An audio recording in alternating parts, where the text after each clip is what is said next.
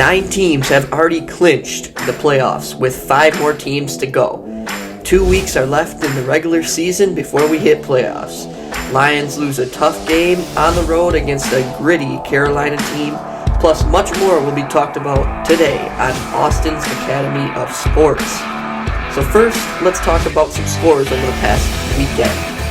On last Thursday, we're talking about Trevor Lawrence and the Jacksonville Jaguars fighting for a playoff chance beat Zach Wilson and the New York Jets, also fighting for a playoff chance, 19-3. Let's talk about Zach Wilson's future here. He had a terrible game. He's having a terrible season, just getting drafted 2 years ago with the Jets, and he's not looking too bright with the Jets. The fans have booed him off the field multiple times. He's been benched. Robert Saleh, the New York Jets coach, has played coaching carousel with the team, with Mike White, Zach Wilson, and then Joe Flacco has gotten some playing time. And then, of course, QB4 came in last Thursday, too, and he had some good reps that the Jets fans were cheering for. But we'll see what happens. I think they're going to part ways with him after the season. Agreed to a contract. You don't want to say extension there because he's not getting extended, but contract deletion, I should say.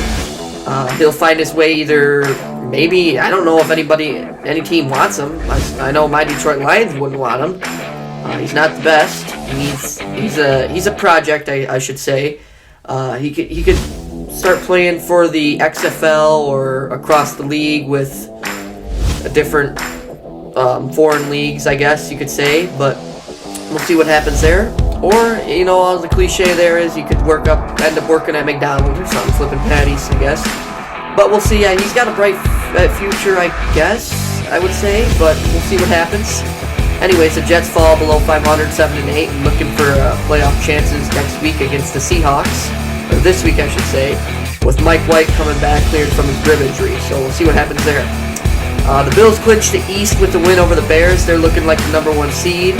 If they can just get one more win and the Chiefs get a loss, they'll be the 1 seed. And then all 4 wildcards teams lose in the NFC. The the Giants lose on a walk-off field goal to the Vikings. Geez, the Vikings, they're always in a one-possession game at the end. And they always find a way to win. They're 11-0 against with one-score games at the end. The Commanders look pretty bad against Brock Purdy and the 49ers on Christmas Eve. And the Hawks can't handle the cold in KC. I know a lot of things were going around in the pregame with DK Metcalf and the receiving corps without their shirts on, and I don't know, negative temperature degree out there before pregame warming up, and they were getting memed on and stuff like that. But a lot of I saw one quote where it said, hey, you can wear no shirts and look cool and all that stuff, but you got to pull it off against Patrick Mahomes and the Chiefs, and they failed to do so. So we'll see what happens there next week when they go to Seattle. I know it's cold up there. See if they go shirtless or decide to keep their shirt on and leave the muscles to show for another day. The Lions get tackled, or torched, I should say, on the ground against Carolina. That was a disgraceful game for the Lions fans like me. It was a rough weekend for the Lions fans anyways. You had a chance to win against a slouchy Carolina team and move into 7th place in the playoff hunt with all these teams winning. It was perfect, ideal, but you couldn't convert on it and lose on the road to a tough Carolina team. And the defensive line couldn't get stopped. Aiden Hutchinson got fooled too many times. The offense, the only bright spot in that game was Shane Zylstra, the second-string tight end. Got 3 touchdowns, a hat trick, but couldn't play defense, so the 3 touchdowns wouldn't matter against a gritty Carolina team. And then, of course, all this happens just so Green Bay can win on the road on Christmas against the Dolphins. It was a great game. Tua entered concussion protocol again. Found that out yesterday to the world. That's a whole nother story there. You seriously got to think about the player as a whole instead of the player as a player, I should say, because you can't keep getting. That's the third time in concussion protocol this year, and with him being concussion prone, that's not good. Football as a quarterback, they're going to get tackled too, and that's not a good track record to have. You got to think about the longevity for your quarterback, I guess. If you want, I honestly think he should not play this year, and they probably will play him because he wants to play, and the fans want him to play, and they're looking for a playoff hunt or a playoff spot still. So he probably will end up playing, but you got to think about the longevity as his career moves on. So I really don't think he should play. Even if I was a Dolphins fan, I think he should not play. They have a solid backup quarterback, so they don't need him to play, but so we'll see what happens this week. His status is uncertain. See if he gets some practice reps this week, tomorrow, and we'll see what happens there. Where was I here? And of course the Cowboys get a tough win against Philly. Well, actually, let's go back to the Green Bay situation. Green Bay, I think the NFL is scripted too. A lot of fans do. This is Aaron Rodgers probably going to be last year. They'll have him come back. They started out rough with the Packers receiving core, and they'll have him make the playoffs this year, I believe. Week 18, hopefully they play the Lions. Hopefully they flex that game to Sunday Night Football or Monday Night Football, but we'll see what happens there. And then let's go back to the Cowboys. They get a great win to add to their resume against Philly. Great teams, two great teams there. Philly is a 13-1, well now 13-2. So we'll see what happens. And Cowboys, they got a tough win. So Stephen A., he got on the show yesterday. He's a Cowboys fan all the way, so we'll see what happens there. Broncos and Rams battle it out. The final verdict, Russ cannot cook. Russ hasn't been able to cook this whole year. Broncos country, I feel bad for you because they signed Russ to a contract extension. Can't beat the Rams. I mean, look at the Rams. Aaron Donald was out. Stafford was out. Cooper Kupp's out. Their best player is probably Jalen Ramsey, and he was getting folded out there too. So you gotta cook some of these times here. But I don't know, and that hurt for the Lions fans too because we have the Rams pick at Stafford, and Rams have the Seahawks pick. It's a long story there, but it's looking like the Rams are not going to get a top 5 pick this year with Baker Mayfield at the helm. So finally, Bucs maintain control of first place, winning on Sunday Night Football. And Tom Brady had another 2-minute drive at the end, proving why he's the GOAT.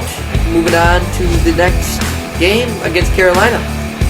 So let's talk some playoffs here. 2 weeks left. Buffalo and KC are neck and neck for first place. Buffalo has the edge in the head-to-head, earlier beating the Kansas City Chiefs. KC has Broncos and Raiders, pretty easy schedule there, the last 2 games. And then Buffalo has a tougher schedule, playing against Cincy, who was also fighting for a number 1 seed, and New England, who was fighting for a playoff spot. So Buffalo kind of has the tougher schedule on the 2 games there. And then, like I said, they held the head-to-head. So Cincy remains in 3rd place. Jacksonville sneaks into 4th place after kicking the Titans out of 4th place, with the Titans being without Ryan Tannehill for the rest of the year, presumably. Baltimore, the Chargers, and Miami stay untouched, and they both clinch. Baltimore and Los Angeles clinch, so Miami's the last one to clinch, I should say. In the NFC, everyone stays idle. Like I said earlier in the show, 4 wildcard teams lose. Philly can clinch the 1 seed with a win against the Saints this week. Even with Gardner Minshew and his quarterback, I think they can get that done. The Bucs can clinch the division with a win against Carolina at home. I think they can do that. The only bad thing is the Bucs are not good, and you got to be good to win a game. But Carolina, they're good because they have an identity. They want to run the ball, and they proved that against the Lions last weekend. So that was a hectic score there. And then, of course, the Giants can clinch the wild card with a win. And then let's talk some more games that are interesting this weekend. Dolphins at the Patriots. If the Dolphins win, they're in. If the Patriots beat the Dolphins, they got to wait till week 18 and very well could be eliminated from playoff contention. The Panthers at the Bucks, of course, I just talked about. If whoever wins that game clinches the South, simple as that. The Jets at the Seahawks, fighting either for draft position or you're fighting for a playoff spot. If the Jets win, then the Seahawks will be eliminated from playoff contention, I presumably so, and they'll have a better draft pick. Not the best, but a better than the Jets. If the Seahawks win, then vice versa. So you get that there. And then the Vikings at the Packers. I guess the Packers need to win that game. The NFL will probably script them to win that game because it's in Lambeau. It's going to be very cold. And the Packers are fighting for the last wild card spot. And I think they'll get that scripted by the NFL. Finally, the Bills at the Bengals. They're fighting for the 1 seed on Monday Night Football, along with the Chiefs. So we'll see what happens there.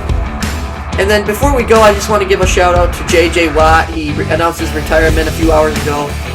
He's a 5-time Pro Bowler, a 5-time All-Pro. He's going to be in the Hall of Fame. He's scored multiple touchdowns on the defensive end as a defensive lineman, so that either means strip fumbles or interceptions, and most of them are at pick 6 interceptions. So just a great guy, and kudos to him. Got a few more games left, but he's retiring at the end of the season, and they're not making the playoffs. So thank you for tuning in, and let me know what you think in the comments. Go Lions. Let's make the playoffs, baby. See ya.